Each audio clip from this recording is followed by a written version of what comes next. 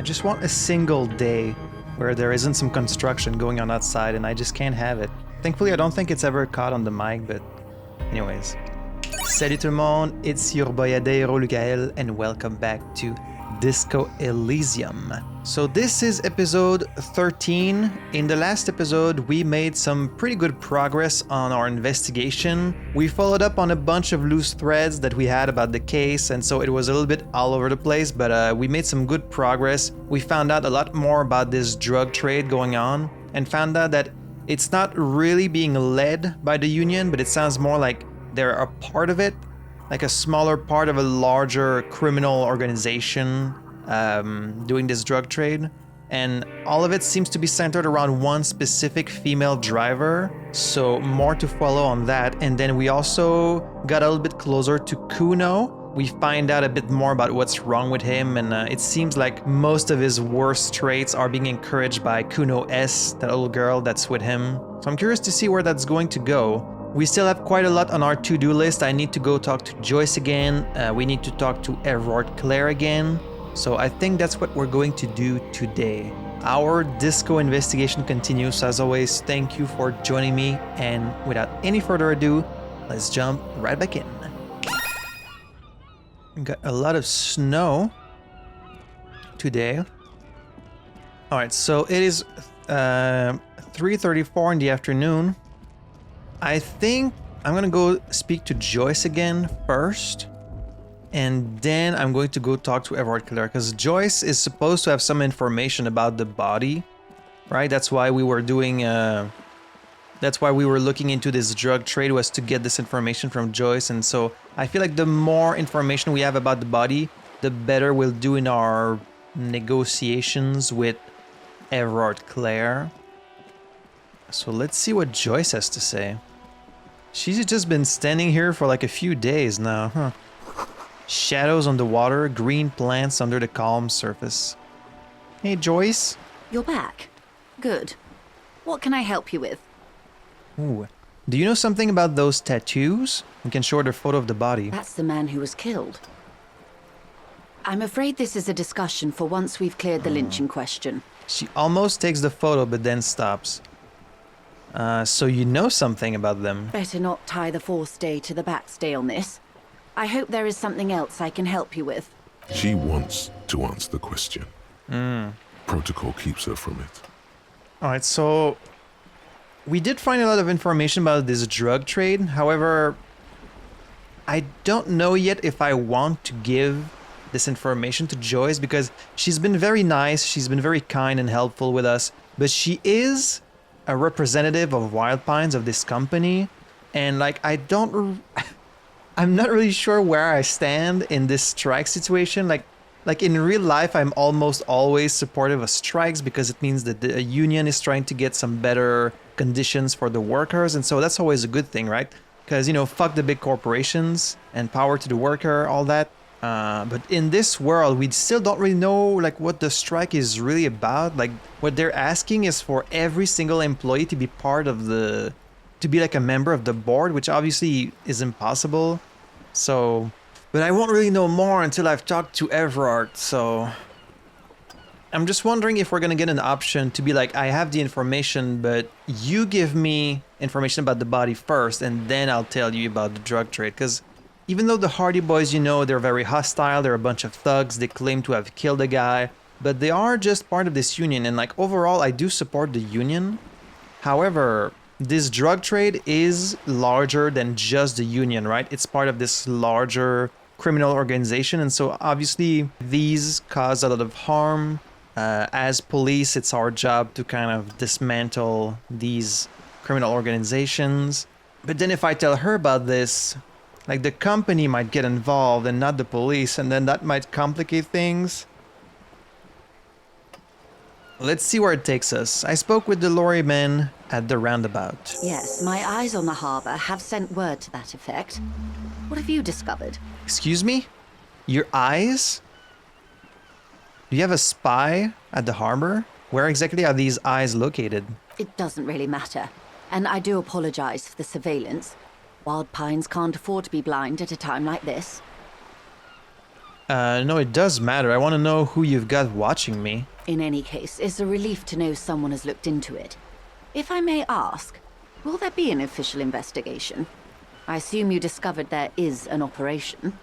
So you knew there was an operation going on. I guess the company only had suspicions, but she seems pretty sure of herself. And so she's like, will the police get involved? It's like, if you had proof already. But no, she didn't have proof. That's the thing, right? They could have just contacted the RCM about this directly. I don't remember if that's brought up when you first talked to her. Why didn't they just contact the RCM directly about this? Is it because they realized the RCM doesn't really have any authority? The lieutenant is about to interject. Cut him off. This decision should be yours. No, I want to hear what Kim has to say on this. If there is an investigation, it will be part of an ongoing operation, subject to confidentiality. I am sure you understand. Well played, Kim. Of course, detectives. In any case, you've held up your end of our arrangement. I trust you with the rest.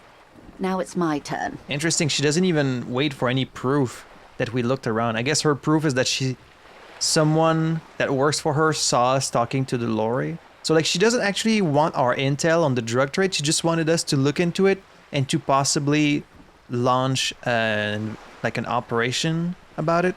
And that's enough for her. I guess that's good. Her tone more cautious suddenly because she knows she's dealing with like an actual professional and not just me. I wouldn't normally break protocol like this, but the situation demands it. If you don't solve this murder, I'm afraid we may have a bloodbath on our hands. Really? So you think this isn't the first and it's gonna continue? The words bloodbath sound cold in her mouth. They taste of iron and strawberries. What was that about a bloodbath? Yes. I'm afraid this strike may descend into a small-scale civil war, with possible consequences for all of Rivershoal West. Really?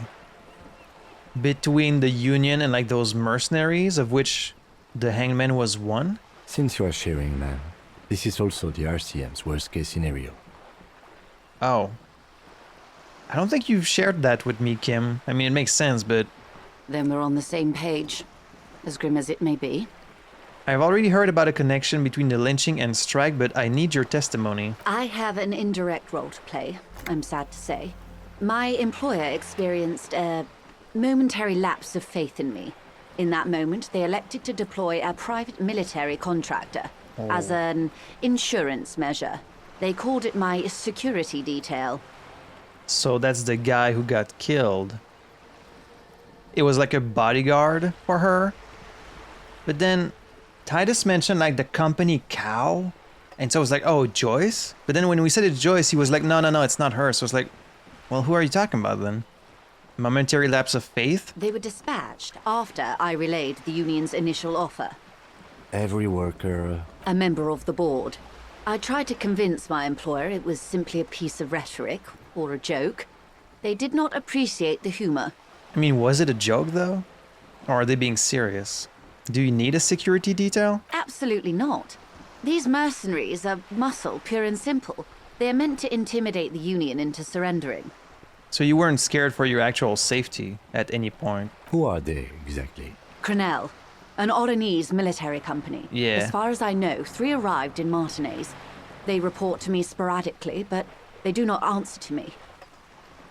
To be frank, our relationship is deteriorating. 3? So one of them got killed. The other one could be that muscular man who talked to the smoker on the balcony, right? And then there would be a third one. An Oranese. They wear ceramic armor, have semi-automatic weapons, and years of combat experience.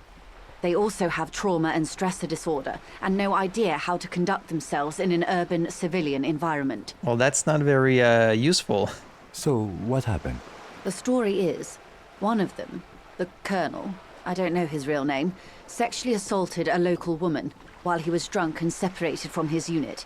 This allowed some of the more militant Union members to subdue him. He was taken out behind the whirling in rags and lynched last Sunday night. That's the story. But we now know that's not what happened. Someone shot him. Nothing. Mr. Clare refuses to let me into the harbour. I have not been able to discuss this matter with anyone there.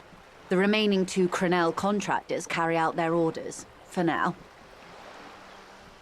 For now? It's a smokescreen. In secret, they are conducting an independent military tribunal into the lynching. Once this investigation is concluded, executions will follow. Well, the company really fucked up sending these guys here. What is the nature of this so-called investigation? Whether to execute one, some, or all of the Union militants. You've made a mess here. I have to say, this is not Disco. Maybe the investigations can team up, you know, share resources and intelligence. I mean, they don't really look like they're... Boy, oh boy, is that not good. You've made a mess here, and by you, I mean the company, not specifically Joyce. It was the Union who strung him from that tree. My hope is that you provide a single concrete suspect before Crenell indiscriminately pick theirs. Simply put, She grabs hold of the mainsail. if you don't pin this on someone good, and do it fast, they will identify and execute everyone present at the lynching. This in turn will force the Union to respond. Oh, I wonder if the Union, like, is aware of this. Do the Hardy Boyz know that by sharing the responsibility between all 7 of them, they're, like, signing themselves up for execution? But then they're not gonna take that shit lying down. Like, there's a ton of people in the Union, so they're going to want to respond. And that's why they say it's gonna descend into, like, a little civil war. They would have to project strength and power. The Debarders have over 2,000 men. It will be 1,000 to 1. Have you ever seen a Hornet invade a beehive, Lieutenant? It's not pretty. These men work in tandem using semi and fully automatic firearms. Their armor is virtually impenetrable to muzzle-loaded weapons, even yours. Most Union workers don't have guns at all. I mean, they still managed to kill one of them, didn't they? As I said, a bloodbath. See, Kim, this is that great bloodletting I've been telling you about. I can't see it happen. Too many things would have to go wrong first. Isn't this a pretty bleak scenario you're describing? I think the confrontation is inevitable. So they really want vengeance for their one guy that got killed.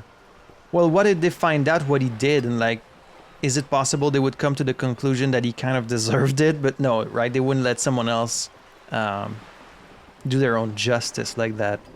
Plus, it's not what happened. Like, we know this now.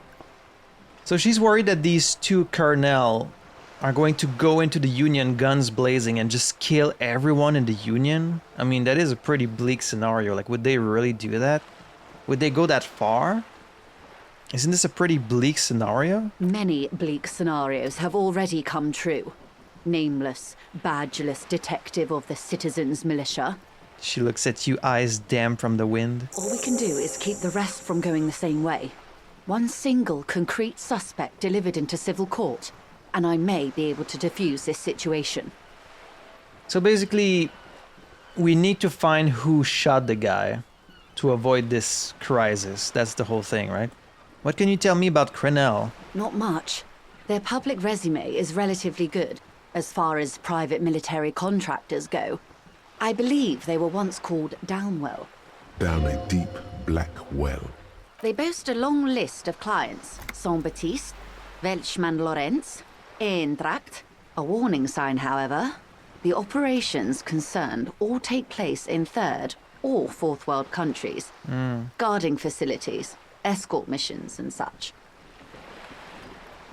Oh, that was challenging, and we succeeded. So they had a bunch of clients, but it all happened in third or fourth world countries. I didn't even know fourth world countries was a thing. So they usually operate in, like, very poor places. But here they're just like in a regular city, although Martinez is kind of a third world country itself. Meaning they're used to operating in war zones. Yeah. Yes.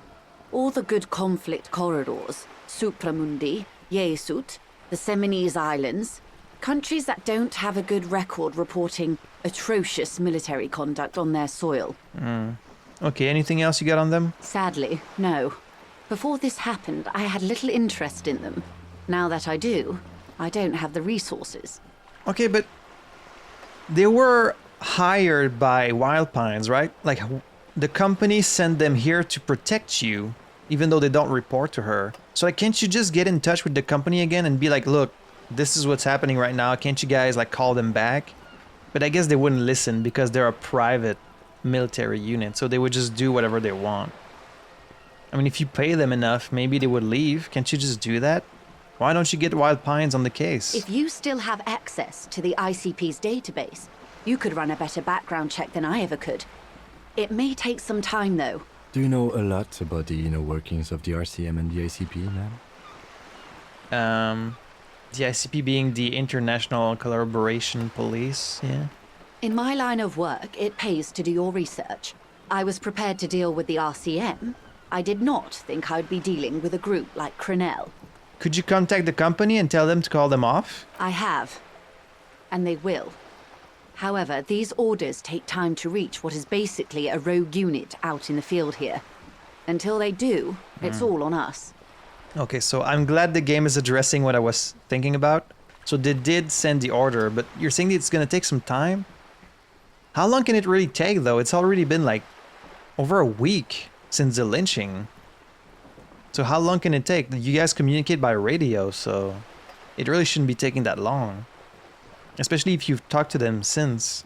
You said the deceased assaulted a woman? Or he didn't. This is information passed on to me from some teenagers loitering around the canal. I cannot testify by it. Oh, okay. Who did the passing on then? The remaining contractors. Their tribunal. It's what they believe. What did these teenagers by the canal say? That the man was killed because he assaulted a local woman. I've asked around a bit. This seems to be the accepted story around Martinez. This is what we've heard from Titus as well. Although he seemed to kind of regret telling us right after he said it. So it's either because he lied and then he was like, oh, I shouldn't have lied about this. Or it's because it's true, but we're not supposed to know that part. Now, why would he want us to know? And I thought maybe it was about Sylvie. Maybe Sylvie was the victim. It would explain why she said, like, oh, you know why I don't want to go back to the whirling in rags. It's because of, like, she's avoiding someone, it seems. So it could be because she was the victim. Or it could be... Could it be that female driver that's, like, in charge of the drug trade and that's why she left some days ago? But no, because she left after this happened, right? The lieutenant consults his notebook, his eyebrows knitted in concentration. Odd. We haven't heard any reports about an assault in connection with the lynching. Where did it take place? And Yes, we when? did, Kim. They did not update this dialogue for if you talked to the Hardy Boyz. We've totally heard about an assault. Or are you, like, just lying? Last Sunday night, at the Whirling in Rags, the hostel by the gates. Supposedly, the colonel was drunk, maybe on narcotics too. Either way, he's alleged to have sexually assaulted a woman. Sometime later, a group of dock workers got their hands on him. And who was this woman? That's a good question, officer. I don't have the slightest idea. As I said, it's a rumor about a rumor. In any case, it's what the colonel's remaining colleagues believe. You meet her soon enough, you feel. Yeah, I'm sure. This colonel, the one who was hanged, did you know him? If you mean did I see him alive? Yes. But I did not know him. And his name was? Lely. His service name. A nom de guerre, most likely. He wouldn't divulge his full name. Only one of them did.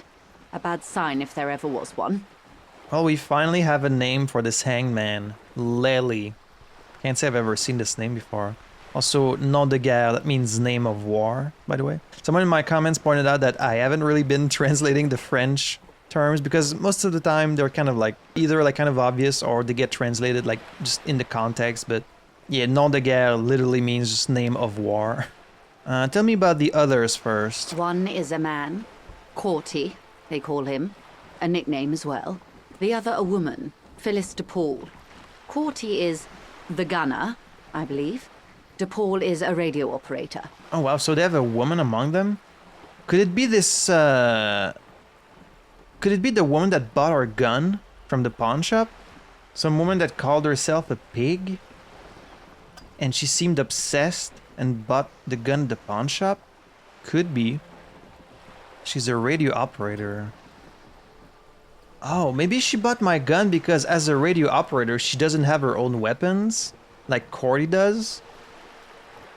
And then I wonder what happened to the rest of the armor of the guy that got hanged. Like, we kind of established that it was probably stolen, like piece by piece by the locals, but like someone must have it somewhere.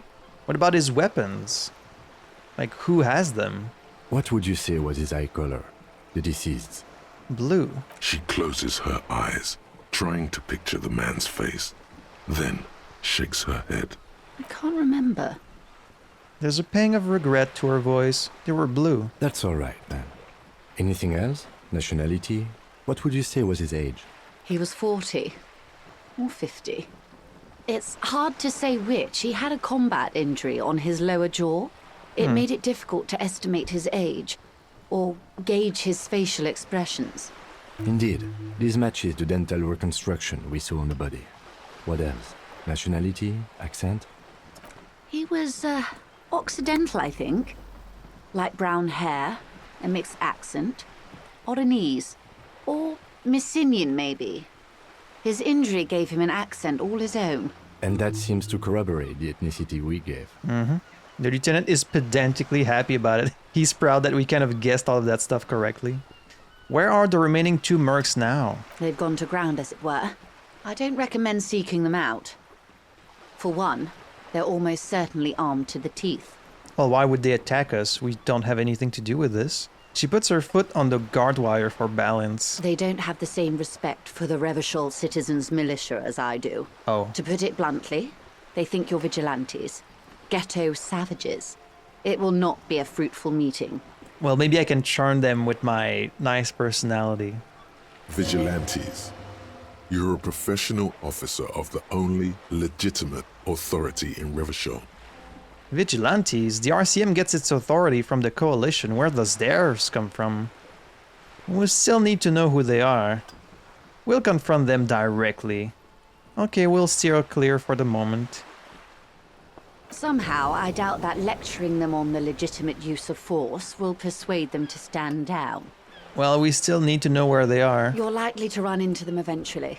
When that happens, I'll be in a better position to mediate if I don't appear involved. Where are these mercenaries? +1 scab leader, murder, bad reply.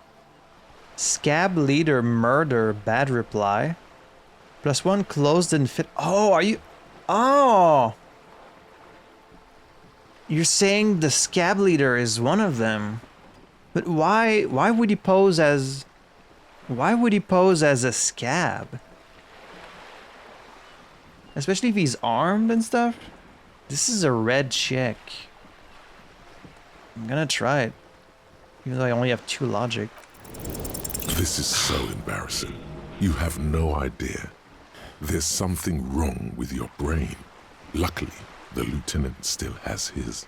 Ma'am, with all due respect, I've been around Martinez and there's a giant hulk of a man in ill-fitting clothes at the harbor gates. Mr. Right to Work. His heart really isn't in it. Good thing you're here, Kim, for when I fail my fucking 70% rolls. Not a terribly good actor, that one. Still. And the other one, the Pole, must be in one of the 4-story buildings overlooking the roundabout. She was reporting back to you while we were canvassing the lorry drivers. Oh, yeah, I vaguely remember that. Damn, Kim, you spotted that? That would afford a good vantage point. Still, I hope you heed my advice. There's no need to kick the hornet's nest. I'm glad this happened because most of the time when you fail your roll, Kim doesn't even chime in to correct you or like... Because of course he would be making these rolls too, like to figure out these things. So I guess it didn't really matter that I failed this, but good thing he's here. How much time do we have? Until the executions start? Truthfully, I don't know. It depends on their progress identifying the members of the lynch mob and their impatience. They don't report their progress to you? Not on this matter. I'm afraid they consider this a personal initiative. There is a brief silence. Seagulls squawk over the bay. 5 days, not more. maybe sooner. 5 days? From now or like from when the game started? Is this... Am I like on an actual timer here? It's a matter of days, not weeks. Ah, shit. Maybe I should have waited before saying that. Like maybe the timer only starts when you say that. Alright, that's enough for now. I am sorry to have been the bearer of bad news. If there is anything else I can help you with, please ask. I still don't really understand why this guy would pose as a scab. Like, is that his way of investigating the Union? But he can't get into the harbor because of Measurehead. Like, in this situation, wouldn't he want to, like, keep his armor and his weapons on? That's strange. Well, now can you tell me about these tattoos? Of course. Excuse my hesitation before. She reaches over the guard wire and takes the photo, holds it in her hand. For about half a minute, in silence, she wears fingerless gloves. Her fingernails are cut short and fractured, like those of a working woman. Love my high perception. It was taken with a trigette not long ago. This is the man's upper body. There were no more markings on his hands or legs. I'm gonna stay quiet and observe her expression. Her mouth is relaxed. The accordion lines near her mouth vanish. The pearls of her eyes move slowly on the photo's surface. What do you think? Sorry. I was trying to see if I can read the web of interdependencies between these points. The stars. She points to one on the photo paper. I can't. But that's how you read this story. The points themselves don't have letters, numbers, anything. Their size, location on the body, and distance from each other tells you what they represent. Like blooms in a pattern? Close. Port cities. Oh. This is an Oronese map of the waterways, a sailor's tattoo worn by wayfarers of the Dolorian century, over 300 years ago. The sailors would mark their bodies to map their travels. What is the use of this map? The sailor's soul would use it to fly back home if they should die abroad. This is a sort of contraption to be reeled back in by. The silver cord, they would call it. But you're saying they did this 300 years ago, so why would this guy have it? It's like tradition? Where is he now? This one is going nowhere but the morgue. I've spoken to him. For now, the soul is fastened inside his corpse. This one has flown quite far by now. Nowhere. There is no soul. I've spoken to him. That is precisely what the sailors feared when they drew these maps. A fear of drowning within one's own corpse. I didn't think I was going to tell her that. I thought I was like talking to myself there. What travels did the dead man make? Quite a few. Vredefort, the Oronese capital, traditionally stands on the right shoulder.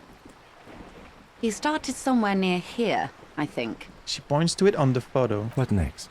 Then he made his way to the Pretto Grande, through what I think must be the Stutz Canal, an artificial channel through the Occident. From the Pretto, he sailed to the Insulindic Ocean. So many First places. the Semines Islands, then this. She points to his heart. What is that? Revachol. Those are the two constants. Vredefort on the shoulder, and Revachol in the heart. They started the tradition of these maps right after the discovery of Insulinde, at the dawn of the Interinsulary Age. That's such an interesting idea of like having a map on your body of the world and like where you've been and where you're going. So that like if people find your body, they kind of know your story. That's a fascinating idea. The old world passing by, and the new world already here. You said you can't read it. I can't. This man was no sailor, and these are no ports. I can understand geographic fragments, but not their meaning. Somewhere in an office lit by a single green desk lamp, Captain Ptolemaeus Price, 58, bald and bespectacled, is writing in a ledger on his desk. Rows and rows of days and weeks, laconic remarks in a single column. Patrol, case, vacation, injured. He said bespectacled, but isn't it said bespectacled? But he definitely said bespectacled. Is that how you're supposed to pronounce that? In Martinez looking into Krenel, he writes in one. Then the man puts down his pen and rubs his temples with both hands. Outside, there is a siren. Distant gunshots on the streets of the Jamrock Quarter. In Martinez. Captain Ptolemos Price. Writing in a ledger. Looking into Crenel. Their captain? Or my captain? It can't really be my captain because he wouldn't have a way to know we're looking into the Crenel, right? We didn't know the identity of this man before we got here. So it has to be his captain? This man is no brother of mine, but this is his service history. That makes sense to me. We have no more use for a map of the waterways, just like we don't need sailors the way we used to. This is what the custom would morph into on the Occident. Mercenary tattoos. For all the boys looking for adventure, a blood spatter on the seas. Who could tell me more? His platoon members? The other contractors. Though I do not suggest you go and show them that picture. This man was their friend and comrade. Again, I'm at war with my desire to see everything in this game and my desire to roleplay. It definitely would not be very sensitive to go and show them this photo, right? So, not a good idea, but yeah. I am relieved you think so. I don't think deciphering that tattoo should come before public security. Yeah. I mean, it might help us in our investigation, but it's probably pretty minor, even if we learn more about him.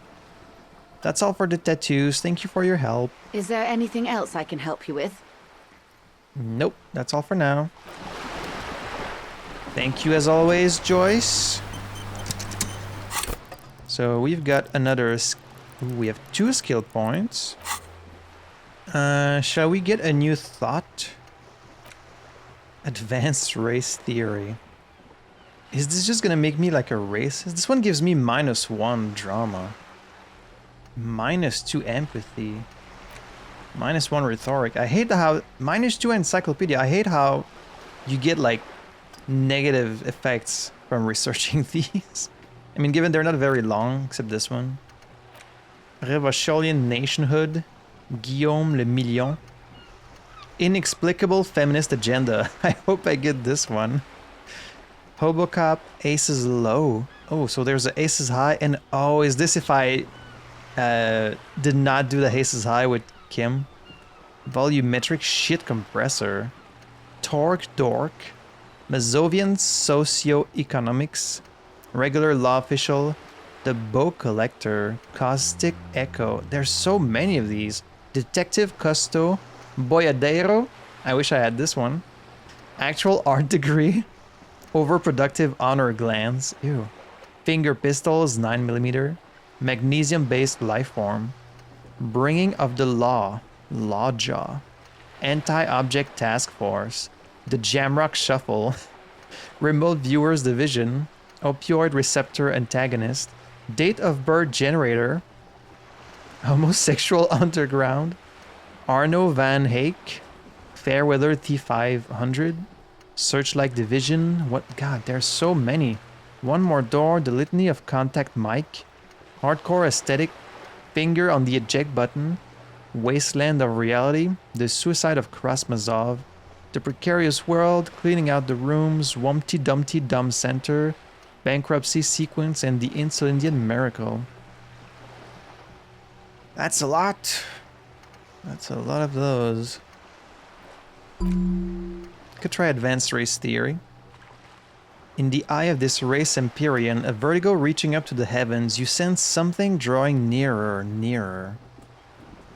Let's internalize that.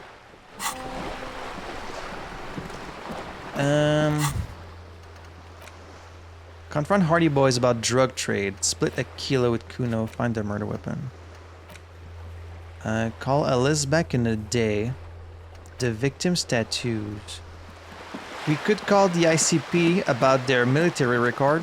I wonder if we can do that from Kim's radio. Let's see. If we have the option. Inside, you see a set of steering levers, a radio microphone, a pull-out This is Precinct 57. How may I assist you? Have you heard back from the ICP about the serial number? No. And I doubt they'll get back to me before tomorrow morning. Anything at 57? In the cabin, Hey, officer, got a minute? Oh, looks like Tommy wants to talk to us. What's up, Tommy? I, saw you poking around in Lady Driver's lorry. She in trouble? Ah, man. The racist told us where her cabin is. We only searched it. No trouble. She's going to be fine. Well, there's going to be an investigation. Sorry, man. I can't disclose the facts of an official investigation to you. Oh, man. So clearly he's very worried about her, right? She's his friend. He's saying she's suicidal and he's worried that, like, this might push her over the edge. So I don't want to worry him. But at the same time, if she's in charge of this drug trade, then... should I just lie and be like, oh, she's going to be fine? I don't really know. There's going to be an... I don't know what to say to him. I like Tommy. She's going to be fine? I don't know about that. Sorry, man. It's that bad. Man, what should I do? What should I do to help her? He lets out a whistle, looking about 10 years older suddenly. Ah, man. I didn't want to worry you. No need for you to do anything. Don't worry. The police are looking into it. The last thing we need is more civilians involved. I really don't know. Yeah, please don't get involved, man. You don't have to do anything. Yeah, maybe I should just keep my head down and work on my rhymes while I can. What's the plan with those rhymes anyways? Oh, you know. Tommy Leham's gonna be a musician. Sprechgesang, but with beats. I've got a lot of free time on the road to hone my craft. The thought lightens him up. Okay, I'm glad to see that. The correct grammar is Tommy Lehom. Okay, that's not the correct pronunciation, but it is the correct grammar. It's Tommy Lum. It really should be Tommy Lum. I don't know why it's Tommy Lehom. And it's funny because this shows that even the game is aware of it. Oh yeah, why Tommy Lehom? Tommy Lam was taken. Oh. My real name's Jerry Lafitte. Tommy's way better. Oh. He shrugs and what can you do matter? His real name is Jerry Lafitte. I mean, that's not a bad name, I guess. It's more him. Okay, that's fine. I think people should get to decide their own name, you know? You shouldn't be stuck with a name just because your parents gave it to you. You can decide your own name. Alright, I had another question, actually. The man taps his fingers rhythmically against his arm. Ooh, I can try this one again. Oh. I don't think I've got a new empathy point, but I think I can try again because I didn't force him to out the lady driver. Am I gonna fucking fail this again? It's a 72%. In his eyes, an unfamiliar longing. Flecks of brown and gold. Familiar how? It's hard to say. His gaze wanders southwest, down the street that goes beyond the horizon. What's in the southwest? Excuse me? He emerges from the reverie. A flinch jolts his frame. The question has touched a nerve. I'm a cop. I can fix anything. Really, you can tell me. Hell, I get longing. I felt something similar since I woke up. Yeah, you can tell me, man. Or should I just try and empathize? Be like, oh yeah, I felt it too. Question has touched a nerve. Should I push the issue? I mean, I don't really have a choice. You can tell me. Man, I don't know what to say. Not much anyone can do. There's no helping in absence, you know? I miss my family. They're all I have. My wife, second kid on the way, waiting all the way in Diora. And here I am stuck in this shit, so far from home. Diora? Diora of the Seven Seas. It's on the other end of Lukael, pretty much. On another island called Laurentide, off mainland. We've got a little place there. Can almost hear my kid laugh when it snows. Why would I ask what's it like to miss someone? Surely I've missed someone. What's it like? Good. And bad. An ache that brings you joy. I think of them a lot. I dream up these silly scenarios in great detail of living with them. It comforts me. What about you, cop man? You missing someone? Is that what it is? This feeling? No, it's scarier than that. You're pursued by a hunter, smelling of apricots and sorrow, and the past. Smelling of apricots and sorrow. I miss my gun. I lost it. I'm fine, man. I don't miss anyone. I miss someone, but I don't know who it is. That's an interesting feeling right there. Not to go on a tangent, but for a big part of my life, I felt like nostalgic for a place I've never been to. It's really weird to say. I don't want to get too deep, but like I would feel the memories of this place from like my dreams. I don't know how else to describe it. And like I remember looking it up once and like it had a name. I don't remember what the name is. I'll have to put it on screen here. But it's a feeling that legit has a name. I think it was only like in a different language. But like it's the feeling of missing a place that you've never really been to. It's really strange, but I imagine it's kind of similar to what this is. It's almost like you have memories of like a previous life or something. But it was like a very strong, consistent feeling for a big part of my life. I haven't really felt it recently. And sometimes I'm almost like a little sad about that. Anyways, sorry to get weird on you guys. I miss someone, but I don't know who it is. I feel for you, my friend. It's bad enough to know who you miss. Missing like that doesn't feel like it has much of an upside. I guess it's better because if you don't exactly remember who you're missing, then I guess it's not as painful because you don't have like specific memories or a specific face that you miss. It's more like a vague feeling, but I imagine it's still quite jarring. But thanks for this.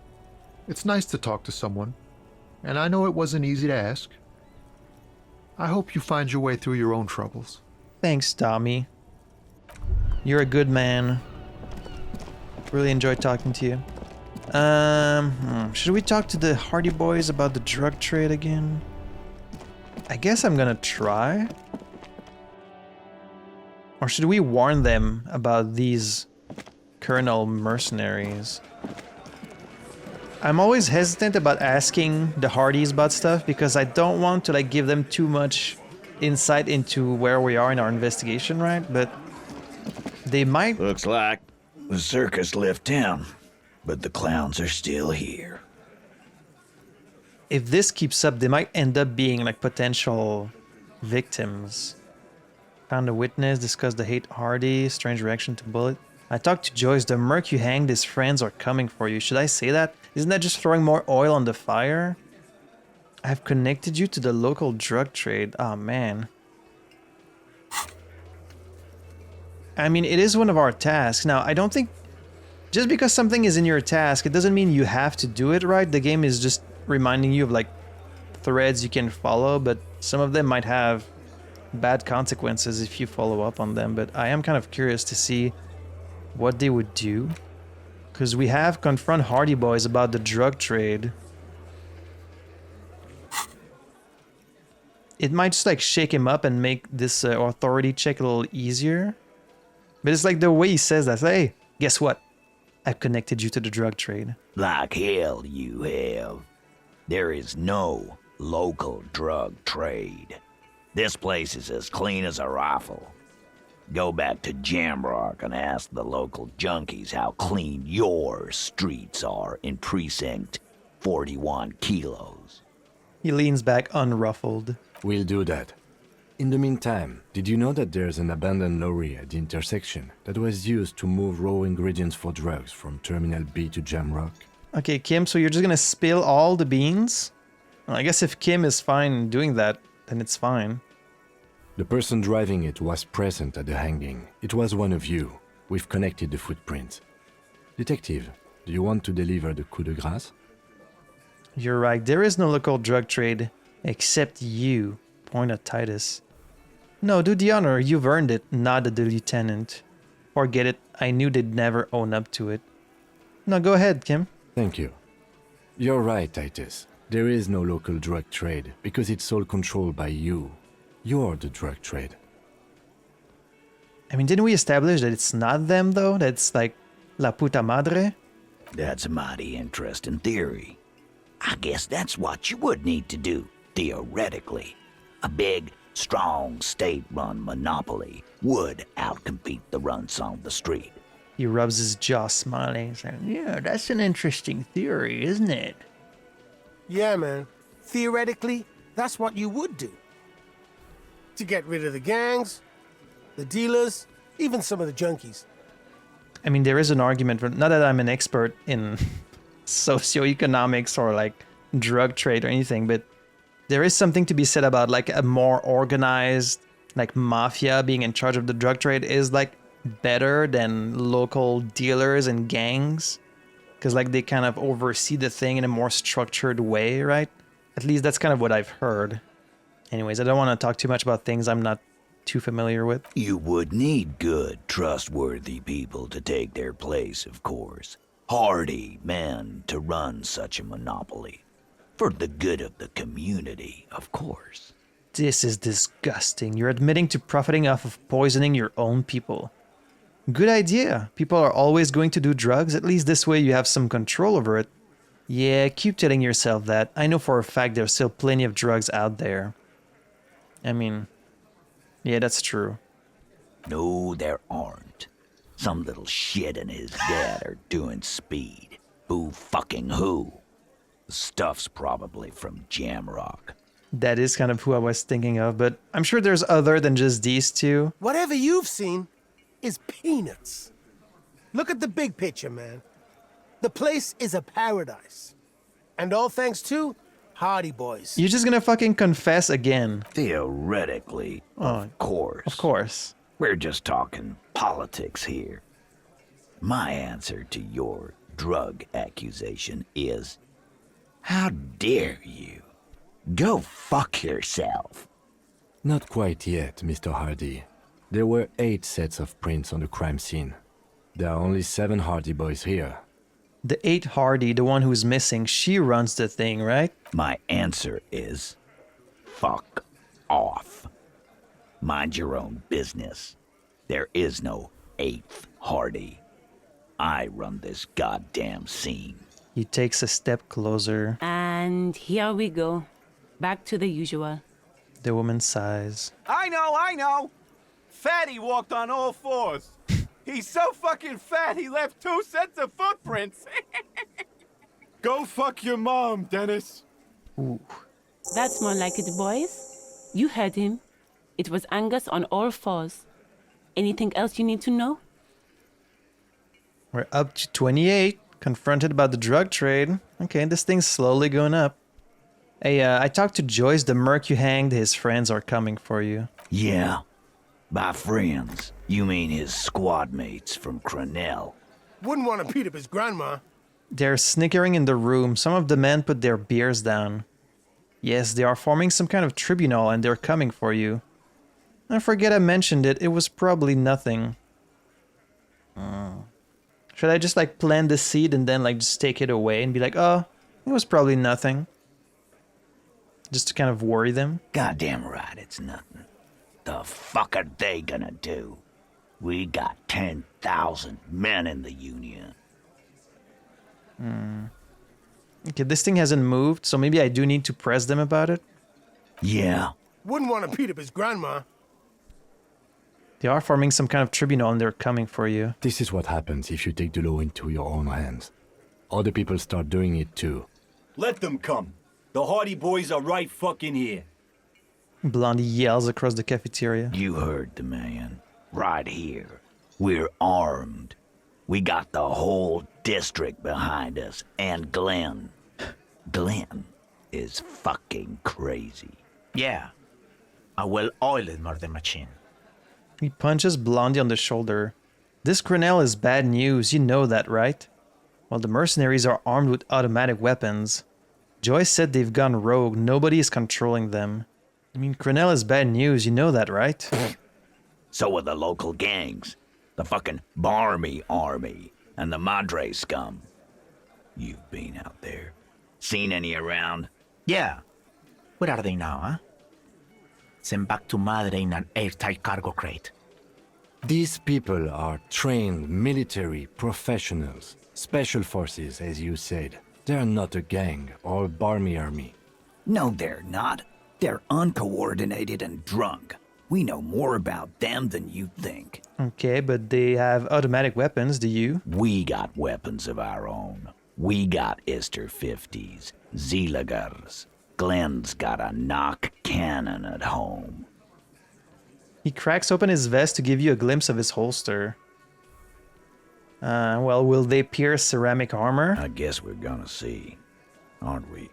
Well, they really aren't worried. You guys are just itching for a fight, huh? That was an unsure phrasing.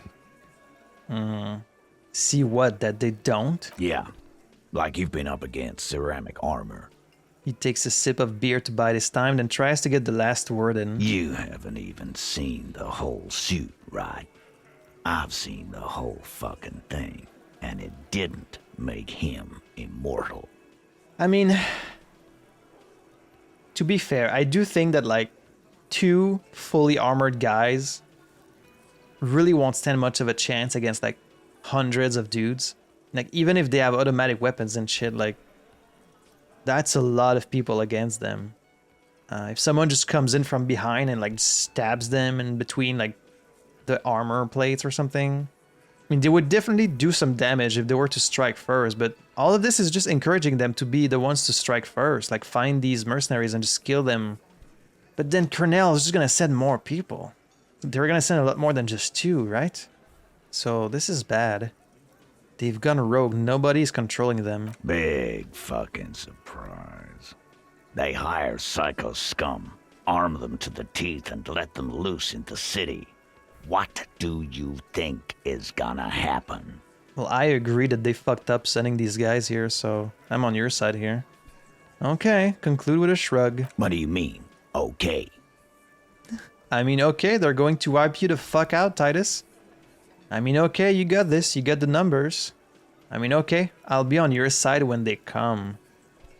I mean, okay, you got one more gun on your side. Once I find mine, I lost it. I mean, okay, I guess I'll be gunning you down right alongside them. Oh, these are my choices? Oh, man. Really asking me to take a stance on this conflict here. I mean, if we move in against them and they already don't respect the RCM, so this wouldn't be a good idea. Like, they might strike back at the RCM and they're like a full military unit, so that wouldn't be a good idea. They're going to wipe you the fuck out, Titus. This isn't really taking a stance, right? It's just saying, look, you guys don't stand a chance against them. Okay. You got the numbers. Goddamn right we do. We done it before. Ain't that right, fellas? Fuck yeah, we have. Battle-hardened urban soldiers, man. We got the guns and the reserves. Yeah, we got reserves. We can call in reinforcements. This guy will be the first one to bail. Ooh, okay, so we're up to 58% now. +2 warned about the tribunal. Discussed the 8 Hardy, reaction to bullet, confronted about drug trade, found a witness. We got a pretty good chance now. Do I have any clothing that gives me more authority? Okay, no, I don't. I mean, I can have minus authority. I can have less authority, but... Alright, well, let's just try anyways. Titus, you were told to keep a low profile. What is it? Oh. Seems like he's warmed up to us a little bit. 58%. Fingers crossed. As you look around this room full of sweaty men, swearing, drinking, spitting out tobacco, does this look familiar? Where have I seen this before? You believe the place was called Precinct 41. It was also filled with, almost exclusively, men, sitting on desks, talking shit and wasting time. You seen Apricot, old Purdue's daughter? Asks Lieutenant McCoy. Replies Torson. The ass on that one. McCoy shakes his head in appreciation. A bit strange the old man named her Apricot, but, I mean, who am I to judge? Wanna hit the kebab joint? Ew, they're just talking about, like, Jules Pidieu's daughter. Talking about her ass. McCoy and the torso just talking about that shit. At work? Jules gonna fucking hear you. I get it, Titus. You guys really are the authority around here. Huh? You must be. You're just like real cops, drinking beer and sitting around with your dicks in your hand. You got a problem with beer now? Not quite there yet. Push on. No, I'm drunk on the job too. I don't give a shit, just like you guys. No, I'm also a big fan of beer and jerking off instead of helping people. I have a beer problem, but not a problem with beer. I also have no idea how to do my job, like you. Yeah, I'm a fan of jerking off instead of helping people. You saying we don't help people? I've been doing this job for 10 years. Martinez was a dump before we put this outfit together. They don't know, man.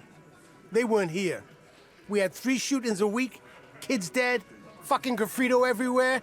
You cops haven't shown up since the 30s. That does sound pretty bad. Congratulations on the graffito removal. All I see is you sitting around talking about Monica's titties while there's a rape victim. They do talk a lot about Monica's titties. Who's Monica anyways? So what? What do you want from me? We took care of that fuck. Did you though? Did you take care of him? He picks the beer back up. Don't let him drink that. One more push. Quick. It's not about who did it. It's about the victim. She needs help. Someone's been raped. She needs counseling. We need to talk to her. Yeah. It's about the victim. Titus? He looks at her. She stops mid-sentence. That's it. You got him. He's going to give it up, but on his terms. You wanna help her, cop? Fine. I'm gonna let you help her, but you treat her with respect. Okay. If you don't, if you question her, harass her, a freight train of pain, buddy. Titus taps his chin with his fist. I mean, we do kind of need to question her if we want to help, right? What is her name?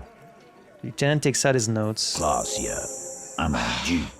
She's staying here at the Whirling in Rags, a real pretty one.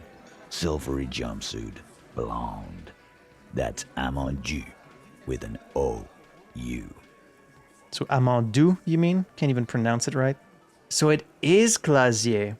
I mean, there's not really that many women in the game so far, so like all of them were kind of a suspect for me, and I figured maybe it was her. It was either her or Sylvie, or like that female driver, because I figured it wasn't Lizzie, right? She didn't seem really affected by this. And I doubt it's the pale driver, so that doesn't leave a lot of people. Okay, so it was Clausier. Shit. I guess maybe we can talk to her. Clausier Amandu. Shit. The girl. The girl upstairs? That can't be her. She knows you drank so hard you forgot you were a cop. Oh man, and like when you start the game, can't you let her know that like you want her physically? Good thing I didn't say that. Ooh. Talk about bad timing. Oh, it's her! It's definitely her! It's Miss Oranje, disco dancer! Shh, Yago, shut it. Clausier, correct your tie. Miss Oranje, disco dancer. Ooh. -1 said you don't remember being a cop. -1 said you don't remember reality. Keep your cool. Yeah, that's not gonna work. Clausier, correct your tie. Yeah. Blonde. Tall. 2 rooms over from yours. Miss Oranje, disco dancer? Sure. Why not? You've probably seen her around. Oh, I don't have a choice, and I made it even worse by saying Clausier. All right, well, we're just gonna fail it. Let's just accept it. You inexplicably add cool after the victim's name, with your eyes bulging like some wild beast. Your fingers are fidgeting and sweat starts forming on your brow as Titus looks at you oddly. Why would I react like this? I don't understand what's so cool here. Yeah, me neither. Nothing. We just have a few more questions. Then we'll be on our way. Just heal up some of that morale there. I've taken a lot of morale damage today. Calm. Normal. Try to forget this little hiccup. So, what was her relationship with the mercenary? I don't think she had any. I think he just, like, grabbed her. Relationship? There was no fucking relationship. He raped her. That's their relationship. Something is off here. His anger is possessive. Was like that karaoke incident all over again. Or like some of the other girls he was harassing. Okay, so the girl at karaoke was not the same girl he raped. That was someone else. Okay, enough. All of this is irrelevant to your stated investigation. So the, when was that? He did it before we killed him. He's not gonna do it again. So what does it matter? He crushes his half-empty beer can. It would help if we establish a timeline. All right. 2 weeks, maybe? I don't know. I need another beer. He turns to Glenn. Here you go, boss. Here you go, boss. The tall blonde throws him a can. Titus cracks it open. So, what is your relationship with her? I know her. He looks around and an uncommon silence fills the room. How well do you know her? Kim, don't say it like that. A small twitch in the corner of Kim's mouth. He has a hunch about what knowing means. Kim, you're not being subtle enough. I can see your little twitch. Well enough, Copper. We partied. She's been here for a few months. He crosses his arms. He tries to make it sound real casual, but the muscles on his neck tighten. So she's not from around here. You mean Revachol? Nah. Our Miss Aranye disco dancer is an immigrant or a drifter of some sort. Been staying over here over the winter. Don't you give her any more trouble. She's just had some bad luck, that's all. Fat guy blurts out. Shut up, Angie. She doesn't need your help. He slaps his forehead. Titus gives them both a look. They fall silent. What's with all the silences? It's like these guys don't know how to feel about this. You should keep picking at it. Suggestion. I don't know if I should listen to you. Suggestion. You said you partied. Cool. That's cool. But what did you mean? What do you think I meant? Laughed nervously. Sex, drugs, and karaoke, right? Yes. Yes. And no. Oh. Got something to say about it? You don't have to be so defensive here. I'm not judging. I'm just asking questions. Okay, so you did sex and drugs, but no karaoke. Well, you should really have tried this third one. So you're saying the two of you were close? No, we just fucked. That's all. I'm not gonna give you any details if that's what you're after. So put your dick away. I wasn't gonna ask. He really went out of his way to seem comfortable with this topic. That's all you're gonna get for now. I think I know her. I mean, I don't know her. I talked to her like once. That really doesn't count. Thank you. We'll talk to her. Remember what I said. Freight train of pain. All right. He said don't question her, but like, I mean, we have to ask her some questions, right? What do you think, Kim? Officer, what was that? You mean the sweating and the fidgeting when you mentioned her name? Yes. And the sort of quivering jello thing with the eye? Point to your twitching eye? Yes. I think I know that woman. The victim? Is there something I should know before we talk to her? I mean, I barely even talked to her, right? She's like the first person I saw when I came out of my room, and I was like, who am I? And she was like, you're police, right? And then she left. I think that's all that happened. Whatever you do, don't say the first thing. I didn't rape her. I met her in the hallway after I woke up. She knows I didn't remember being a cop. Yeah, I saw her after I woke up. Understood. You were not in good shape on Monday. Yeah, she knows I don't remember being a cop. Okay, that's manageable. I'm not gonna say the first one. That's it. This is unprofessional. Not sharing information with me is unprofessional. What? I am sharing the information right now. Why would I have told you this before we knew she was involved? What are you talking about, Kim? His opinion of you has lowered considerably. Why? I didn't do anything wrong. I just told you. I just gave you the information. What the hell? You're being unfair, Kim. Oh, uh-oh, we can now see inside. Alright, can I freaking let go of these tools in my hands? Alright, there we go. The Hello. door is closed. Let's knock again. Who is it? Oh, now she answers. A woman's voice answers, muffled by the door. This is the police. Can we come in? Come on up. The door is open. I'm drying my hair. Sounds like it's coming from upstairs somewhere. You could snoop around before going up. Alright. Piles of dirty clothes, a woman's. This room has sad all over it. Reminds you of your own. Hotel bill calculations look like she's had an extended stay.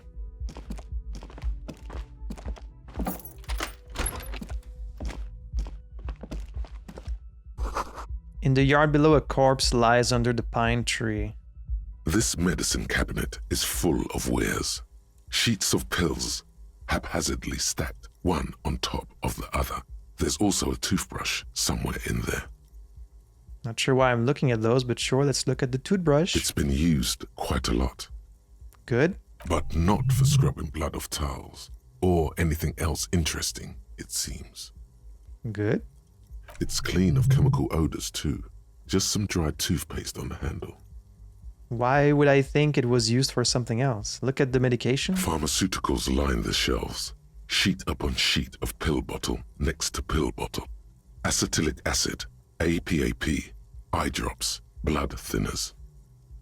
There's quite the collection in here. Anything of note? Search the bottles. Pill bottles rattle like bones as you search the cabinet. Paracetamol, histoparidol, something in a foreign language you can't read. Behind them, an unusually shaped nasal spray. Its label reads, Nacra. What's Nacra? An opioid receptor antagonist. It's used for diamorphine overdoses. Oh, okay. Search the pill sheets. Among some foreign, probably Messinian or Gottwaldian, marked red blister packs you find. What do you find? This is going to take a little know-how. Plus one chemical hangover. I only have 2 electrochemistry. Is there something more interesting here? Watch me fail. Nothing of note. The further you look, the more arcane it gets. You don't know what the rest of this stuff does. Alright. Let's close the cabinet. Let's go up and talk to this... Kim, you're in the way. I can't believe you told me that, Kim. Can't believe you said your respect for me has gone down. Don't deserve that. You feel someone watching you behind the glass door, a woman. The bed has been hastily made. This window is pristine on the inside, unlike the one next to it.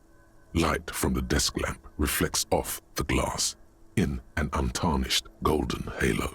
Run your finger across the surface of the glass? Smooth as ice.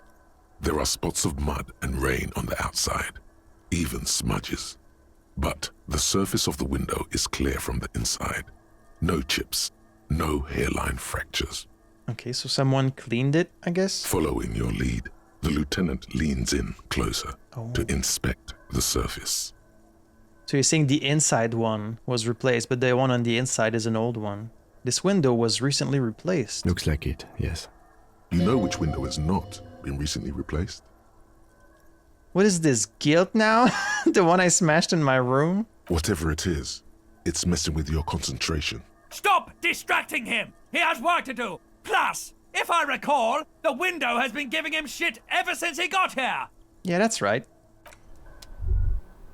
What do we got here? Let's go outside. There she is. The smell of cigarette smoke in the air. Astra menthol. She's got a nice view of the corpse from here. It's not very relaxing for her. This door also goes inside. Look, a handful of dried white wildflowers. Just as you look at the flowers, a gust of wind raises them from the roof, picking them up in the air. Oh, this is my only chance. Ugh. This is a red check. Hand-eye coordination. 42%. I'm gonna miss. The wind brushes them off the roof. They're gone. I always fucking miss I miss like 9 rolls out of 10. That's really what it feels like. Cold coffee and an ashtray that looked like a hedgehog. Oh. Where does this door go? Heavy door. No lock in sight. Push? It's barred from the inside. You hear the bar rattle in the brackets. Sounds like it's heavy, too. Very sturdy. Where does this lead to? I don't know. It is not the first closed door we found in this building. There is also your mysterious blue kitchen door. Yeah. Do you think it's important? I don't know. The further we get, the more this building seems to be tied to the case. The vigilantes, the cadaver, and a number of people connected to the case are in or around this building. This door is part of it. It's not unimportant. Why are you like scrambling? Physical instrument 15, kick the door in. Oh, Jesus. Let's not try that. Alright, hello, ma'am. Welcome to the roof. The young woman has a cigarette in one hand and a cup of coffee in the other. Her hair is still slick from the shower. Below her silvery jumpsuit, an athletic young body, built long and lean. I'm sorry for the mess down there. The cleaning lady hasn't come by in days. I'm beginning to wonder if she ever will. Nice view you've got here. Nice? I don't know about that, officer. She looks north toward the yard. Yeah, I guess I was being sarcastic. Where the ripe corpse of a man still lies on the ground, spotted with green and purple. The woman doesn't flinch, but there is something in her light brown eyes. A sadness. You mentioned the cleaning lady. I think I need one. No time for pleasantries. We have questions for you. Let's be polite. Oh, yes. Legends of room number 1 have made their way around the building. They say a portal to hell has opened in there. It has. Disco Infernum. Hell? You know not of which you speak. There are vortices of dark energy present, but not to hell. To another place, a third place, much different from our world. No, I just trashed the place. Let's say Disco Infernum. They also say that's why the cleaning lady quit. Because of the Infernum. Oh, is Sylvie the cleaning lady? Is that why she hasn't come? I'm Kim Kitsuragi. I'm a detective from Precinct 57. I see you've already met my colleague. Thanks for stepping in, Kim. Have I ever?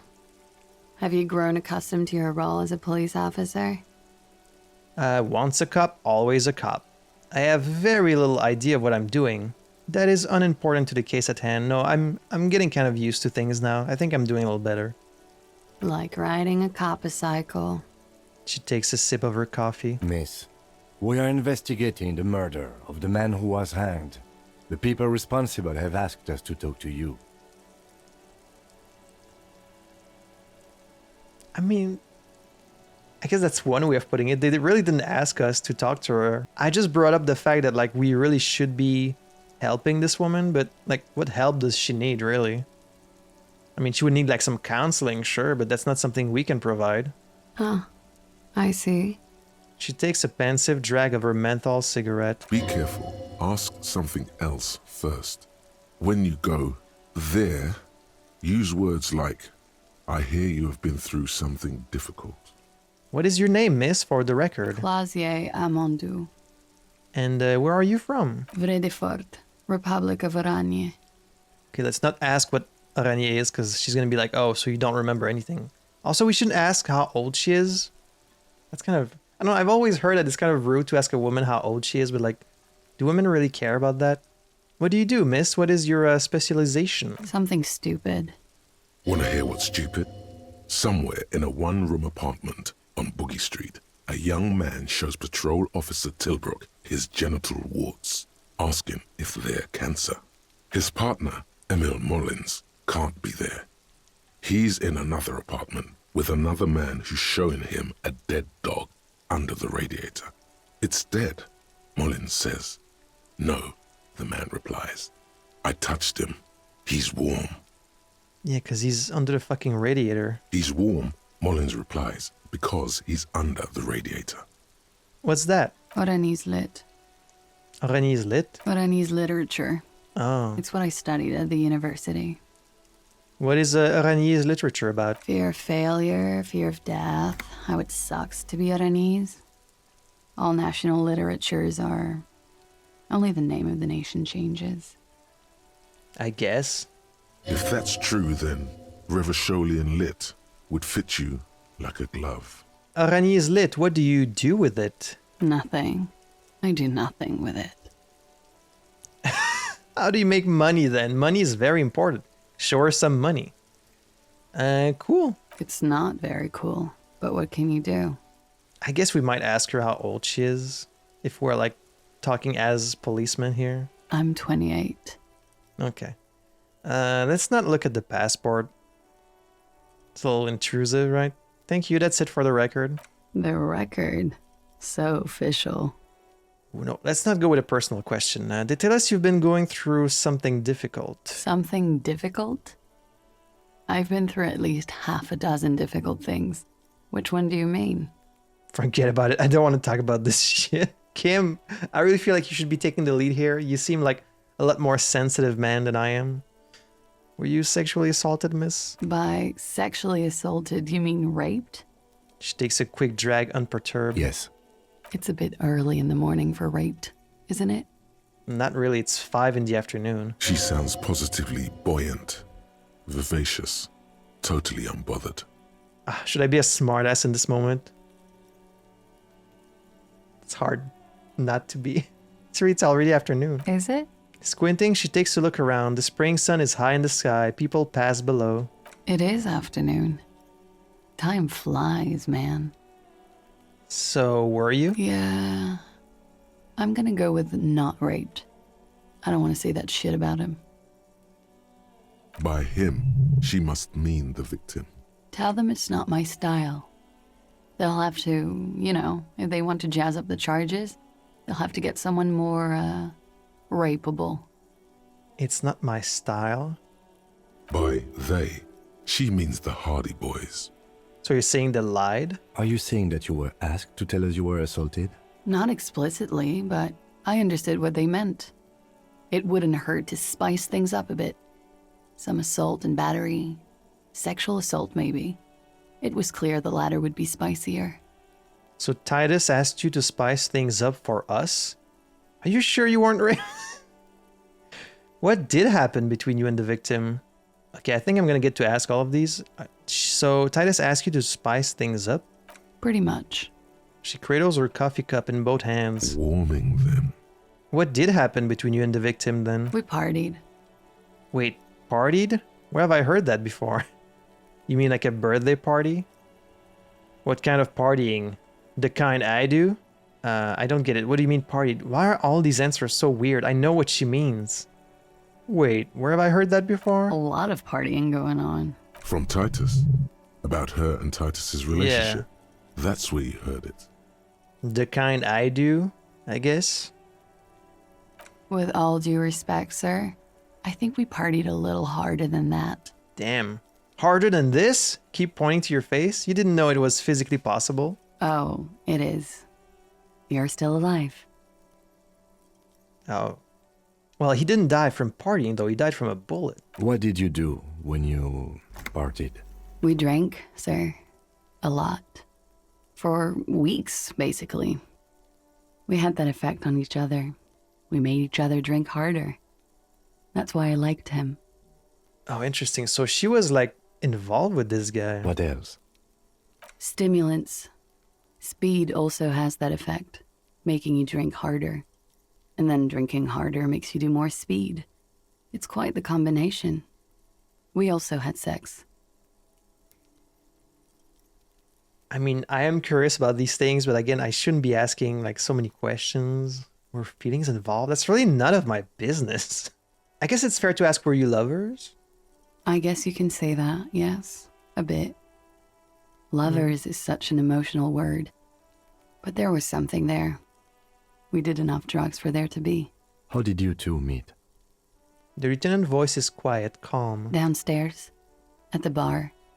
He was on some sort of assignment. A military man, as you probably know.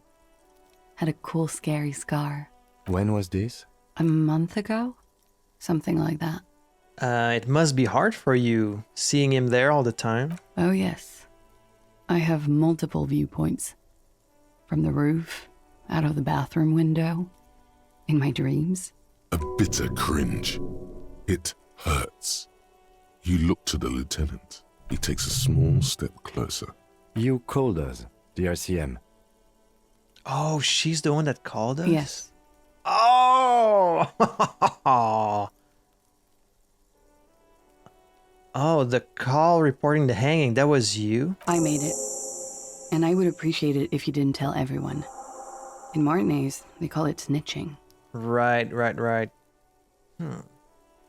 But then I've been here for like a long time, right? But then I was just like getting drunk, being suicidal, just being crazy. So she saw this policeman get here and she's like, oh great, that's who they sent after I called. So of course she didn't tell me about it until now, until I've kind of got my bearings and we have an actual professional with us here. Okay, well, your secret's safe with us. Reporting crimes is confidential in Revachol, miss. Before we go on, if it's snitching, then why do it? Because I couldn't handle it anymore. None of these people called. He just kept hanging there. Then they started stripping him. Her voice thick with disgust. Yeah, I can see why that would bother you. The caller's voice was disguised. I didn't exactly disguise it. I just muffled the mic and nicked the landline a little. Nicked it how? With nail clippers. And I diverted some radio fuzz into it. Into the cold wire. How would you even do that? I would just try to like change my voice or something. If I nick the landline, I would be scared that it's just gonna break it and the call won't go through. Which landline? The one downstairs, officer. I used the whirling landline. I didn't know the whirling had the landline. Why go through all the trouble? I don't know, sir. It was stupid. I was drunk too. I was probably afraid the union was listening in. Locals say they have ears in the wires. I mean, that's very possible. Thank you for making the call, miss. It was the right thing to do. I didn't want to, sir. But if I hadn't, he'd still be hanging there. He could still be, to be fair. If I didn't take so long, but we did bring him down from the tree at least. And we'll get him out of here soon enough. Kim will do that tonight. He won't be down there long, miss. We will move the body to the morgue soon. Yeah. What can you tell me about him? Name, eyes, age? I'm sorry, I can't do it. Not right now. Later, maybe. I keep seeing him. Like he is now. I can't talk about his... I don't know. Hair. Another puff, more nervous. Maybe we can ask her once the body's out of the courtyard. I know it's difficult, miss. We can return to it later. She meant she sees him in her dreams. I've also seen him in a dream. I mean, this has nothing to do with my being close to him, so I shouldn't say that. It's kind of insensitive. Like, she sees him for a very good reason, but me, it's just say nothing. You pissed it all away. All of it. Elysium. What did they hang him for, if not rape? He had something to do with the strike. Yeah. One has been roiling since I got here. Rotten timing. But you probably know all about it. But, like, if you're so tired of being here, why don't you just leave? Does she have nowhere else to be? She's just stuck in this hotel forever? And his role in this strike was what? I think he was in a security detail. He was ex-military. Ex-military? Worked for Wild Pines and against the Union. We didn't discuss work much, if you know what I mean. But I understood it was dangerous. And they lynched him for it? She nods. There must be more to it then. Why was there a bullet in his head? Bullet? They shot him too? Maybe I shouldn't have told her that. They stripped his clothes and they shot him? You mean after they hanged him? I'm confused, sorry. So am I. Were you aware that he had also been shot, miss? I thought we established that he was shot before the hanging, though. Things are starting to go a little over my head here. I thought he was hanged. I was not present when they did it. I don't know what happened. I just know what they told me. And Sylvie, the bartender. Right, Sylvie was bartender. She's not the cleaning lady. I don't know why I said that. It's hard to know what to think about that answer. Damn. Logic failure. She's just tired. Don't push her too much. How do the Hardy Boyz know you? They're frequent guests downstairs. They have a booth for union members. They're probably down there now. Indeed. She looks at the floor. It's tarred. How did you meet? Over drinks. It's been a long, boring winter. Did you party? A little, yeah. Like you partied with the deceased? No, not as hard. I'm sorry to have to ask this, but have you had a physical relationship with any of the Hardy Boyz? Is this really relevant? I guess it is. I have. Which one? Which ones, sir? I don't remember precisely. Titus, obviously. But as I said, it's been a long winter. She's got quite the life. I mean, I'm not judging. You can do what you want in your private time, but goddamn. Thank you for telling us all of this, miss. She breathes a silvery sigh of relief and weariness. The air on the roof feels humid. Should we head by downstairs, officer? We may have things to discuss there. I mean, we can't tell them what she just told us, though. Like, they asked her to pretend to the rape. And we can't tell them that she's the one that called either. I mean, As he says so, you feel the young woman looking at you and get a feeling you can't quite put your finger on. A suspicion? Oh? Oh, one thing I almost forgot. I had something else before we go, a little thing. She nods. Silvery cigarette fumes disappear into her mouth. What more could there be? Nice room you've got here. Yeah, it's pretty deluxe. What are you doing here in the whirling in rags? Hate to say it, but you've got sad all over the place. You have quite the collection of prescription drugs down there. Where does that door lead to? That window is new. Yeah, that's true. Do you know where the door leads to? I have no idea, officer. The window is new? It is. She moves slightly to your left to check her reflection in it. The lieutenant makes a note in his notebook. He finds the answer unsatisfying. Same. I mean, can't we push her about this? What are you doing here exactly? I'm wintering. How long have you been staying here? About 4 months. I came in November. How much money do you have? It costs 20 real for one night. Why here? Here in the Whirling, here in Martinez, or here in Revachol? Here in Martinez, I guess. I heard this is where the washed-up disco has-beens go. You came to the right place. You're too young to call yourself a disco has-been. No, this is Sassy Town. It's where the future of dance lies. She is a little young to be calling herself a disco has-been. I'm really not. I mean, you're like 28. I don't want to ask about the drugs. I don't want to think about games in like a meta way, because people often take it to mean that I'm not like immersed in the story, and that's not the case, but like I can't help it. But there's rarely consequences for like asking questions. It's very rare. So sometimes like I won't ask something because I don't want to be insensitive or something like that. So like in this case, saying like she's got sad all over the place, it's kind of rude to say, but I don't think there's going to be much consequence if I ask. But see, like everything she told us so far seems to check out, right? Just like when I was observing the body, and then I've got like this, what is it, Inland Empire? Or some other one who's like, there's something more here. And I'm like, oh, is there? And it's like my character knows that there's something more, and then like I feel the need to like push further. But I'm not sure what else there could be here. I mean, there's the business of this window. It's very possible she could be hiding something, but I don't know if I can really ask her about it. I guess I'll just ask questions. Yeah, I've contaminated it pretty bad. Is that why you're out here? The contamination spreads from room to room. First, I escaped upstairs. The SAD got that too. Then I found the handle for the summer door. What exactly is the nature of this contamination? For me, it's a mix of me with a lack of cleaning services. How about you? Talk around the establishment is, you have an industrial SAD spill in there. She taps the roof with her heel. Somewhere below, Military-grade SAD is dripping off the walls. You should say the first thing. It's honest. It will lead to introspection. That was a challenging roll. Something is bad. Point to your head, in my head, in the past. It's a demon who smells of betrayal and apricots. Ooh. It's poetic. For me, it's alcoholism, miss. I don't know what it is.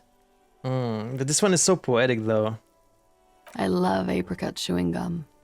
So do I, or I hate apricot chewing gum. It betrayed me. I guess so do I. Betrayed by the things we love. What a rotten deal. She breathes in a large bill of menthol-infused smoke, then lets it out slowly. Yeah, I can hear that. You have quite a collection of prescription drugs down there. Thank you. I've put a lot of time and effort into it. She says without any discernible irony. Also, she doesn't seem to mind that I went through her shit. Technically, possession of narcotics is legal in Revachol, but you should still reprimand her. Narcomania is nothing to be proud of, miss. It was quite impressive. How did you amass such a hoard? With money, sir. It's not exactly the NT-star size caboodle I intend for it to be one day, but it's getting there. So she says she's not making money from this literature stuff, but if she's been staying in the Whirlings for 4 months, either she has a deal with the owner, or she has a lot of money, and where does she have this money from? The collection includes Nacra, an opioid antagonist. Comes in handy when you've done too many opioids. Is that something that happens to you often, miss? Histone isn't aggressive, just inquisitive. Better safe than sorry. That's all as far as that goes then. Very funky. She takes a drag, looking you straight in the eye. Okay. Watching herself reflected in the bedroom window, tall and sparkling and draped in smoke. Ooh, we have a legendary volition roll here. Look her in the eye. Slight confusion about bullet. +1 standard anti-we're all die. I noticed your room is close to mine. I have a personal question. Yes. You're just one room away. Very personal. Were you in Sunday night? I need to know what I did before I lost my... Oh, I shouldn't be asking her that. But I want to know.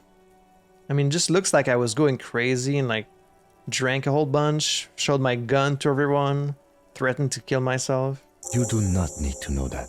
What you need is to ask normal police questions, like... Get a grip, he thinks. At least do your personal stuff when I'm not here. Okay. We can look her in the eye here. That's only 17%. Volition. Why not? I'll be here until 11 p.m. Drinking coffee, most likely.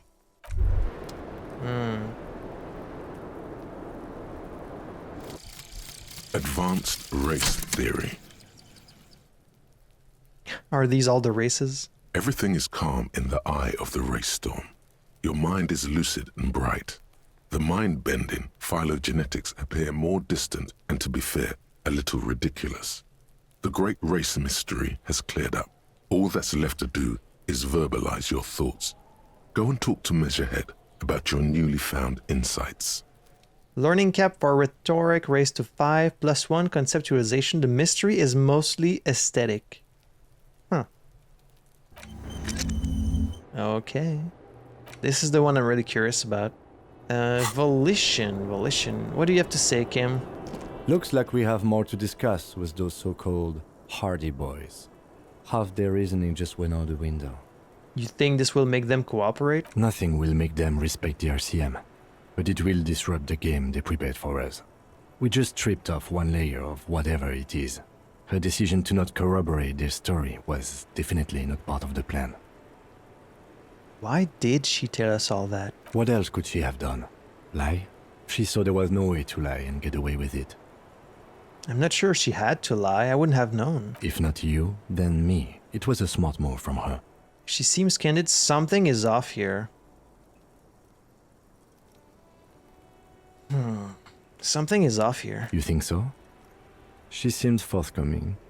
Unusually so. Being forthcoming about some things is a good way to obscure other things. A shadow runs across his face.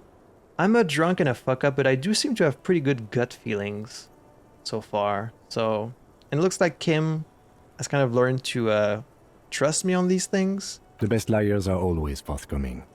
Anyway, we should move. I suspect our investigation will bring us back here soon enough. Alright. We have another point again. Speak to the assault victim. You can confront the Hardy Boyz. You can question her about the dead man. That will have to be later, when she has collected herself. Ask Lazier about Sunday night. When Kim's not around to stop you, ask what she heard from her room the night before you emerge into reality. She must know something. Okay. Something to do before 11, I guess. Once Kim leaves with the body. Can I get any extra volition? Don't have any items for volition, but I could still try. It's a fine day for questions. She looks back. Time moves slowly. The triangles of her face rearranging into a weary smile. I mean, I wasn't expecting to get it. That's 17%. Don't worry. We will protect you from her beauty. We will consult you through the reefs and sounds of her persona. We will see through deceits. You are shielded. You are wise. Thank you, volition, suggestion, and drama. Even though the volition you fucking failed. You are advised. There are muscles on long white bones that line her limbs, just below the silver jumpsuit. What is happening? Nothing. Just time passing. Don't worry. You are not a fool. What is happening? Anything out of the ordinary and you would be notified. Everyone is chiming in. I'm going crazy. Just because I looked her in the eye, she has a very strange effect on me. Just from looking at her eye, it's like all my personalities are chiming in. Air moves in your windpipe. Your heart beats. You're a detective. Get back to detecting. Am I being beguiled? What does that mean? Charmed? Is that what beguiled means? Hoodwinked? To engage the interest of by guile. His seductive voice beguiled the audience. To lead by deception. She presses her elbows against her waist and slowly turns her head. Her hair brushes her shoulders, making a small hissing sound, almost imperceptible. Avert your eyes. The strange moment ends. It was brief, no longer than 2.2 seconds. She's a witch. She's trying to charm me. Alright, we'll come back to this later. Can I still open... The same small, heavy door. Still can't open that. Well, let's go talk to the Hardy Boyz again, I guess. Even though, honestly, I wasn't going to share this information with them. Can I look at this window again? This window is pristine. Okay, nothing new with the window. I mean, they're not gonna take kindly to what we're gonna say to them, I feel. Like, what if they take it out on her? Like, what if we put her in danger by telling them that she didn't support their lie? Claudia says she wasn't raped. Fuck. I knew that fucking whore couldn't be trusted. Wow, how quickly we change our tone, huh? First you're like, don't you lay a finger on her, and like, don't you question her or we're gonna fuck you up, and now you're calling her a whore? The big man's eyes and veins bulge. Like, we might have just put her in danger. For the record, Titus Hardy did not explicitly specify the victim as a whore. Yeah, he did. Nor did he say anything about trusting her. Yeah, he did. He literally just said that, so for the record... Oh, shut up and stay out of this, Liz. He raped her. He was out of his fucking mind. You have no idea. So you claimed this because you wanted to be able to justify why you guys killed him, or at least pretend that you killed him. But then if it's not that, what is it? She's just in denial, asshole. You don't understand the traumatic experience. She's shutting down, and she doesn't fucking trust you. Yeah, she's crazy, you know. A crazy bitch. You know the type. She's fucked up. The rat-faced man says carefully. That's your choice of word? When you're speaking carefully? How quickly y'all change your tone. This is a diversion. Stay on track. Crazy? What are you talking about? She was very lucid. She wasn't raped. The witnesses' statements were very clear. The lieutenant's voice is beginning to betray his agitation. Lawman, I'm at the end of my goddamn rope with you. I fucking told you not to push her. We didn't push her. And you went and pushed her. I am gonna fucking... Uh-oh. Something breaks in him. He takes a step closer. Get you. Duck. Titus Hardy. Her voice rings through the room like a warning shot. Success. Titus Ooh. backs off. Fists down, everybody. Damn. She's got y'all whooped. Everett personally sent me to take care of this. If this goes south, we'll all be in the shit. But you, Titus Hardy, are going to be buried. Am I understood? Damn. When she's angry, she emphasizes the S. It gives her voice a strangely hypnotic quality. Her lips barely move as she speaks. She's got the big boy pants on. Frankly, it's a bit terrifying. Someone has to rush in to break the tension. The second in command. Look, Copper. We know that that fuck was a rapist and a killer. We got him confessing to it on tape. Really? Show it to him, T. He turns to What's Titus, the harm, right? who's still breathing heavily. Here, jerkwad. Listen to this shit. And then come back and tell me the soldier of the apocalypse was an innocent man. Another apocalyptic actor in town? Why should I care about the tape? You lied to me. So what's on this tape? Where did you get this tape? You think we go into this shit deaf and dumb? You RCM aren't the only ones who know how to bug people. There's no university degree for that. Actually, there are a few. Crypto analyst, radio officer. Actually, there are numerous degrees you can get in signals intelligence. Yeah, like you have one. Smart ass. He looks to his left. There's a beer there that he forgot. So you've bugged them. How? We have machines. We're in logistics. How do you think a harbor works? It's advanced stuff. Understood? You've listened in on their communications. How long? What if they did that to us? What if we're bugged? Like we could be. Since way before their chief started taking swing lessons. Especially because we've been staying in this hotel. So like they have already access to our clothes and like Kim's car and... Things got nice and quiet after that. So which one of you is doing this advanced radio work then? It's not advanced. You just hold up in a coop all day, writing down what they say. It gets hot as hell in there. The heavy man wheezes. Why are you so out of breath? Don't put yourself down, Angus. It's important work. Oh, okay, so it's you. It's him doing that? The chief picks his beer back up to offer a silent toast. Yeah, man. You're like a radio genius or something. Those notes are some in-depth stuff. Indexes and shit. So what's on this tape? What's on it? We call it the Door Gunner Mega Mix.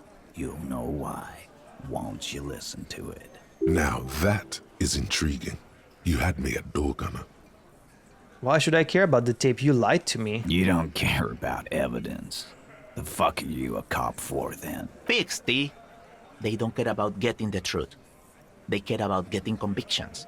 They are fucking keeping a score on their bulletin boards. I mean, to be fair, we are keeping a score on our little ledger, but no, I want the truth. I won't be on your bulletin board.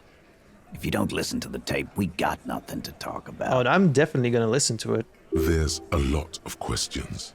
If you ask them now, they'll just keep bringing up the tape.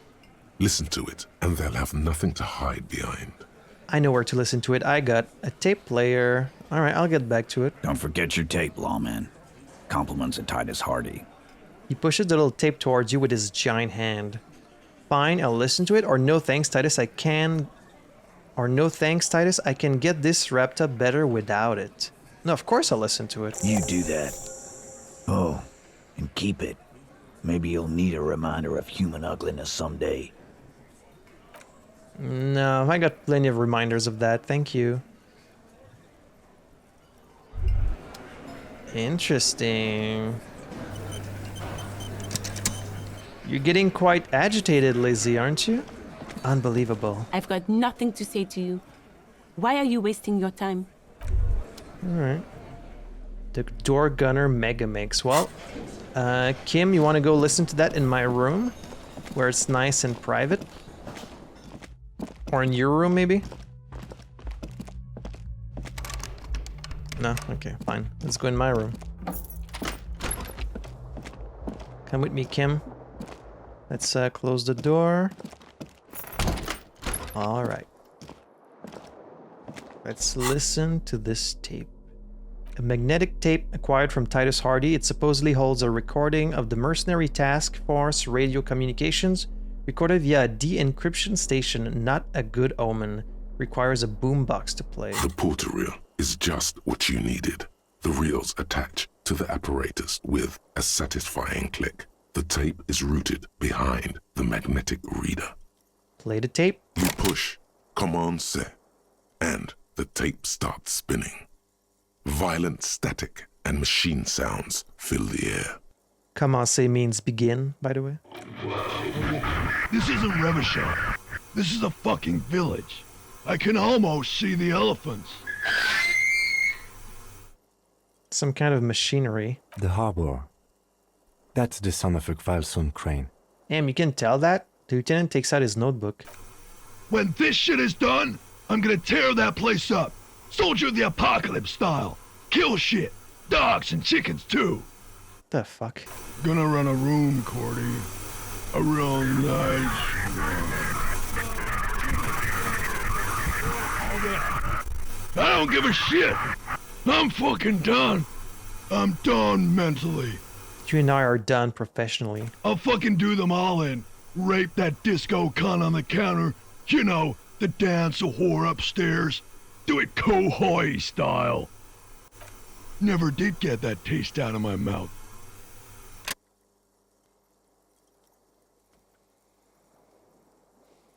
Okay, well, I mean, he said he was going to do it, but... The lieutenant presses the button marked Arrete on your portal reel. The tape stops spinning. What do you think? It seemed authentic enough. Probably recorded off the shortwave, then edited to seem more incriminating. He sounded like he was on patrol around the harbor walls. I agree. He also sounded inebriated. But he did say he's going to do it. You can't edit words into someone's mouth. I think he sounded alright. Just letting off some steam. I mean... He said that, but... Dudes will say gross shit like that all the time, unfortunately. As disgusting as it is, like, very few of them will actually do it. Still. The lieutenant looks at the tape. You are familiar with this look now. It's his look of suspicion. There's more going on here than we know. Isn't that this whole case? Who's this Cordy? Cordy could be short for Cortenard, one of the other mercenaries, the one he was talking to. Probably the mountain at the harbor gates. Mr. Right to Work. Right. And what's Kohoi? A village on the Samaran Isola, in South Safre. Grad committed war crimes there, the kind of thing he talks about. You think he was there? Who knows? Maybe the tattoos would have an answer.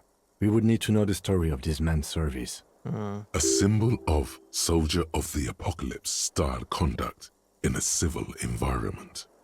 And what was that at the end? Silence? End of recording. Okay, then what now? I think we've got a few more questions for class here, don't you? This seems to contradict her testimony, at least to some degree.